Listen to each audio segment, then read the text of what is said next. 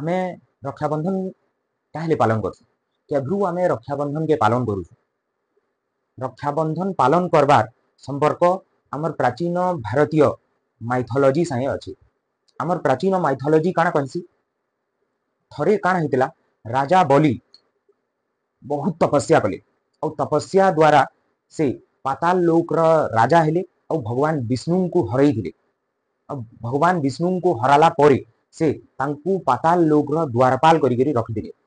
इटा जेते बेले माता लक्ष्मी कर निके ई खबर जेते बेले माता लक्ष्मी कर निके गला से शरण पाताल लोक के गले और राजा बलि को उपहार स्वरूप राखी पिंधाले आउ तांकू कहले आजी ठारू तमे मोर भाई हेलो आउ मते रक्षा करबार तमर काम है आउ तमनु मुई गुटे उपहार मागु छे कि मते तमर द्वारपाल दरकार है।